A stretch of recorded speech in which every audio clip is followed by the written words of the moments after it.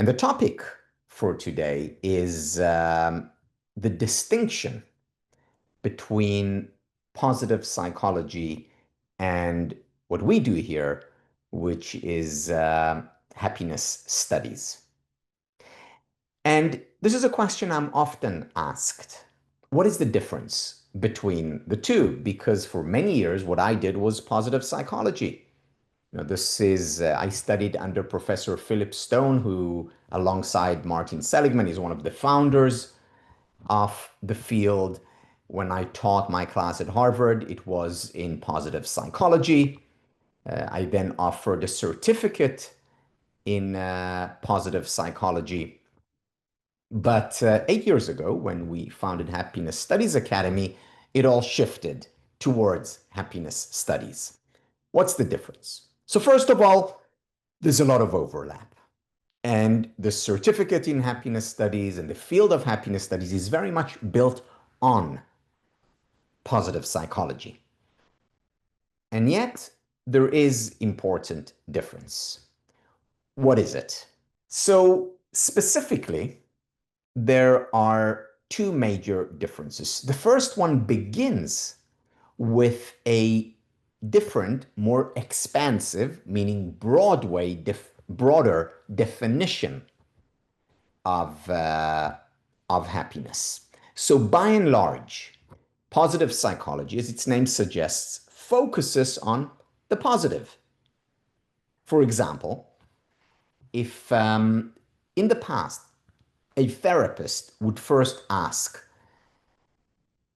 a client, what are the problems, or what are you dealing with? A positive psychologist would ask, what's working in your life? What's going well? Or if a couples counselor, traditional, would ask, what's not working in your relationship? What are the problems? A positive psychologist would ask, what's going well in your relationship? What can we build on?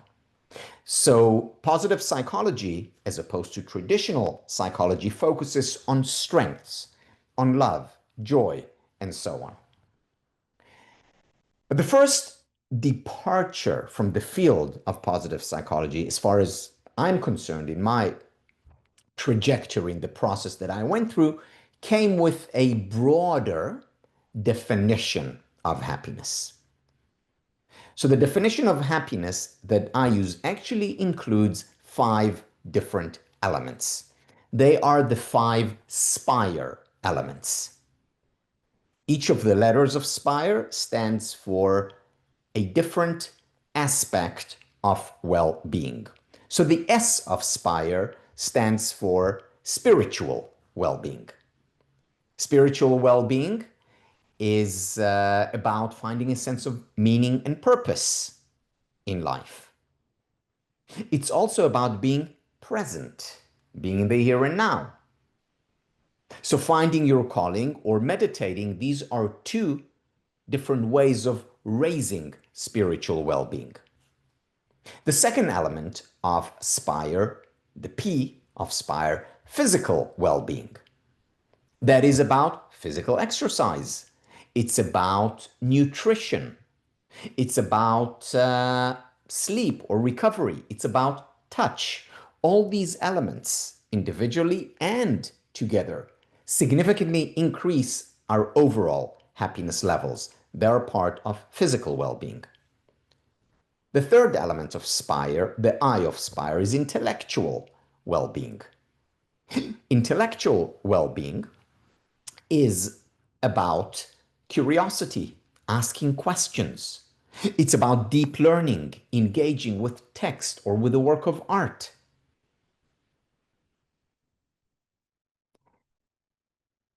Then the R stands for relational well-being. Relational well-being is about the number 1 predictor of happiness. Quality time we spend with our loved ones, with friends, with colleagues. Relational well-being is also about kindness, generosity, giving. And finally, the E of SPIRE is emotional well-being. And that is about learning to deal with painful emotions and also cultivating pleasurable emotions. It's learning to deal with anxiety or sadness or anger or frustration and cultivating emotions like gratitude, joy, and love. So the first departure from the field of positive psychology is the expansion towards a broader definition of happiness. But that's just one of the ways in which happiness studies is different from positive psychology. The more perhaps significant way is the following. And it came to me when I was on a transatlantic flight back in 2015. On that flight, I was in one of those states where I was not quite asleep, but falling asleep, but too uncomfortable to really fall asleep.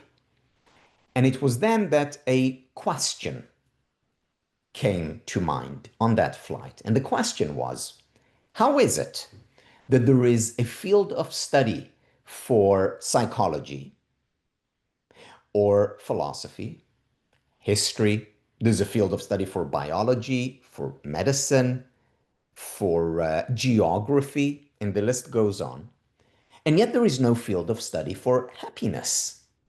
Yes, of course, there is a positive psychology, but that's just the psychology of happiness. What about what all those other fields had to and have to say about happiness? What about what philosophers like Lao Tzu or Aristotle have to say about happiness? What about what writers like Helen Keller and Marianne Evans and Chinua Achebe have to say about happiness? So literature talks a lot about the happy life. What about what economists have to say about happiness, or biologists, or historians like Will Durant and Ariel Durant? Why isn't there a field? I asked myself on that flight, why isn't there a field, or rather an interdisciplinary field of studies that focuses on happiness? And I resolved on that flight, 2015, 10 years ago, to help create such a field. 2 years later, I co-founded the Happiness Studies Academy. Shortly after that, we had our first certificate in happiness studies, which has been running since three times a year. We have students from over 100 countries. Many of them participate in the weekly webinars. And then, in a desire to create an academic field, we realized that we wanted to go beyond the certificate in happiness studies, and we created the master's degree, the world's first academic degree in happiness studies. Right now, we're working on the next stage, which is a PhD in happiness studies. And once again, the field of happiness studies, as we define it here, looks at the 5 SPIRE elements: spiritual, physical, intellectual, relational, and emotional well-being, and then studies these 5 elements across the different disciplines. Whether it's psychology, whether it's biology, whether it's theology, whether it's economics. And this is what the field, if I had to graph it, would actually look like. Where you have the 5 SPIRE elements on one axis, and on the opposite axis, you have the different disciplines. Now think about each one of these boxes can be filled with different elements or different works of art or different readings or texts or movies when you're talking about film. This is how I would feel. And again, this is just one work under each one of these boxes. There, of course, can be dozens or hundreds of works under each one of these boxes. But this is what the field as a whole looks like. Let me give you just a couple of examples. So let's begin with philosophy under the E of SPIRE, emotional well-being. And here we have the Tao Te Ching, the work of Lao Tzu, that talks about how if we are to lead a full and fulfilling life, we need to accept and embrace our emotions and allow it to flow through us like water. Because we know that if we reject and fight and deny painful emotions, they only grow and intensify. Now, this is not the only work of philosophy that we include here. We can include the Martha Nussbaum's work, for instance, and we can include some of the writings of David Hume here. But this is just one example of a philosophical text through which we can teach emotional well-being. Then let's look at relational well-being, and specifically literature, where relational well-being meets with literature. And here the example is Chinua Achebe's Things Fall Apart, where Achebe talks about what it means to have a healthy or a toxic relationship. What's the impact of a toxic environment on a relationship? And can you hold your center, or does it fall apart when you're in the midst of such an environment? What agency do you have? What control do you have over your relationship? Difficult questions that are explored in this wonderful work. Then there are movies that relate to each one of the SPIRE elements, of course. And in fact, part of the MA in Happiness Studies is a course on movies and happiness. So if you think about a movie under intellectual well-being, you have The Miracle Worker, which is about the relationship between Anne Sullivan and Helen Keller. Anne Sullivan is the teacher that liberated Helen Keller from the claws of her silence and darkness. And she was able to learn, to grow as a result of the teachings of Anne Sullivan. It's a beautiful story that depicts the power, the potential of the human mind, and what a difference it can make to our overall happiness when we engage with the mind.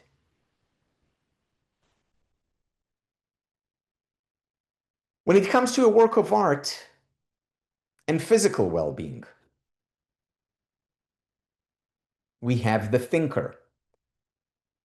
The thinker is the statue that you saw earlier of the man sitting down with his fist, thinking. This is the thinker by the famous French artist Rodin. Now, what's unique about the thinker? Initially, when Rodin was commissioned to create a statue of the thinker, he actually created a statue of Dante. Dante, the great writer and poet, was dressed in a large robe and looked like a very stern monk. And that's what Rodin was going to submit as his commissioned work. But before submitting it, he suddenly had a revelation. And he said, actually, they asked for the thinker, but this is not how I conceive of the thinker. The thinker is not just a person who thinks, who reflects. The thinker, in order to complete his task as a thinker, to deeply think, has to also focus on action, on the physical. And it's when the two come together, the physical and the cognitive, the idea and the action. That's when you have your real and deep thinker. And this is why he created a statue. Instead of just a monk thinking, he created a statue of a person who's ready to explode, like a coil about to open and act, bringing together mind and body. Mind and body together constitute the thinker, not just the mind independent of body. And that's one of the topics that we reflect on and think about and talk about and act on when we talk about the mind-body connection under physical well-being. And we do it through art. And finally, when we look at economics, we read the text by Raj Sisodia and John McKee on conscious capitalism, where they talk about how when we talk about a free market, about capitalism, we need to talk about not just maximizing profits. We need to talk about how the most successful companies in the world, the most successful business people in the world are those who have a strong sense of meaning and purpose, who don't just think about maximizing profit for the shareholders, but think about their stakeholders. And what does that mean? That means thinking about your employees and clients and the larger stakeholders, your community and the environment. And it's only through conscious capitalism that organizations, companies, businesses, and society as a whole can flourish, can truly be happy. So as you see from each one of these examples, you can gain a much deeper understanding of what happiness means. First of all, broadening to the 5 SPIRE elements and then deepening through the different disciplines, broadening through the 5 SPIRE elements and deepening through the different disciplines. So this is just a taste of the field of happiness studies. Now I want to give you an actual example. I want to give you an actual example of a topic where we look at the we look at the topic through the lens of psychology and poetry. Here's an actual example. So let's look at the SPIRE elements again. And now let's focus on relational well-being.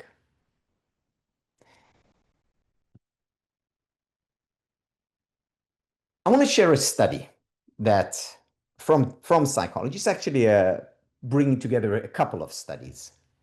That is one of my favorite studies in psychology. And it was a joint project between the University of British Columbia and Harvard Business School, where they brought in a group of people and in the lab measured their levels of happiness. Today, we know how to measure happiness levels. We do it through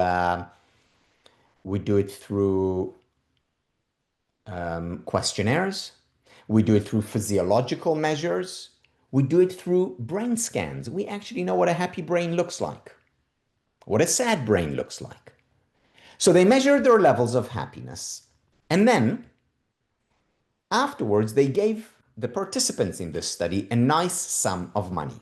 And they told them, take this money and go spend it on yourself. Go buy yourself something. And they did. And they went out and they bought themselves a gadget, or they bought themselves shoes, or they bought themselves whatever. After the shopping, they went back to the lab and once again, their happiness levels were measured. What did they find after the shopping spree? Happiness levels actually went up significantly. This is important research. First time in recorded history that we have scientific evidence for the claim that shopping makes you happier. Good news, bad news, you decide. There's a problem though, because the following day they went back to the lab and once again they measured their levels of happiness after 24 hours. And what did they find 24 hours after the shopping spree? Happiness levels went right back down to where they were before. In other words, they experienced what psychologists call hedonic adaptation, which means, yeah, you enjoy that experience, but very quickly you go back to where you were before. It only leads to a temporary high, a spike, doesn't last. Second part of this study. Once again, they brought different people into the lab. One by one, they measured their levels of happiness. One by one, they then gave them the exact same amount of money that the previous group received. And they told them, go spend this money. Only this time they told them, go spend it on someone else. And they did. And they could donate it to their favorite charity, or they could buy their partner shoes or a gadget, or they could buy homeless people meals, whatever, as long as they spend it on someone else. After that act of charity, of giving, of kindness, they went back to the lab. And once again, they measured their levels of happiness. What the researchers found was that happiness levels went up to the exact same extent, degree, as the shopper's happiness levels went up. Same degree, same amount, with one big difference. Following day, when they measured their levels of happiness after 24 hours, it did go down a little bit from the initial high, but it was still significantly higher than base level. Even after 1 week, there was still noticeable impact of that act of giving, of kindness, of generosity, of charity. To give is to receive. It's not just when we give material goods, as is the example in the study. Sonia Lubomírsky did research showing that if we commit to 5 extra acts of kindness a week, nothing major, small acts of kindness, that increases our relational well-being and through that, our overall happiness. To be generous, to give, to help, to contribute, to be kind. So this is what the research very clearly shows. And as part of our certificate program, as part of our master's program, we explore giving, not just through psychological research. Here is a poem that was written by Mary Ann Evans, 19th century writer. She wrote a poem called Count That Day Lost. Mary Ann Evans went by her pen name George Eliot. Why? Because 19th century was difficult to get published or to be taken seriously as a woman. So her pen name is George Eliot, Mary Ann Evans. I'm going to read that poem, say a few words about it, and then read it again. If you sit down at set of sun and count the acts that you have done, and counting find one self-denying deed, one word that eased the heart of him who heard, one glance most kind that fell like sunshine where it went, then you may count that day well spent. But if through all the livelong day you've cheered no heart by yea or nay, If through it all you've nothing done that you can trace, that brought the sunshine to one face, no act most small, that helped some soul and nothing cost, then count that day as worse than lost. Now, we could read and reread and discuss and have a whole class. And in fact, we often spend a great deal of time discussing poetry as part of our retreats or as part of the MA program. But I just want to say a few words about it. So the first part is about different ways in which we can be kind to others. One self-denying deed, one word that eased the heart of him who heard, that made someone feel better. One glance most kind, a glance, just the way you look at them, being kind, that fell like sunshine where it went, that brought light to that person's life. In other words, if you helped someone, then you may count that day well spent. That's all it takes for a well spent day. And we know from the research that very often that's all it takes to make it a happy day. However, she says, but if through the day you didn't cheer any heart, you didn't bring the sunshine to anyone's face, no act, even if it was small, that helped a soul, then that day is worse than lost. Look at how much wisdom there is in this short poem. Look at how much beauty there is. Now, what if you take this poem and you read it with your kids or friends or clients or colleagues? Beyond the beauty of the words, the deep meaning of the message, you will be cultivating relational well-being, emphasizing kindness, as well as intellectual well-being, engaging with a text.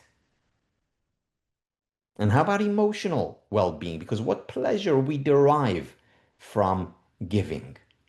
Look at how much value there is in adding another discipline onto the skeleton of psychology. How much more depth there is to ideas that are explored in research.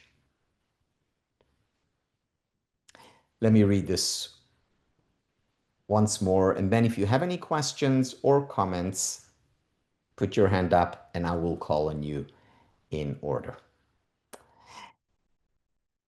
If you sit down at set of sun and count the acts that you have done, and counting find one self-denying deed, one word that eased the heart of him who heard, one glance most kind that fell like sunshine where it went, then you may count that day well spent. But if through all the livelong day you've cheered no heart by yea or nay, if through it all you've nothing done that you can trace that brought the sunshine to one face, no act most small that helped some soul and nothing cost, then count that day as worse than lost.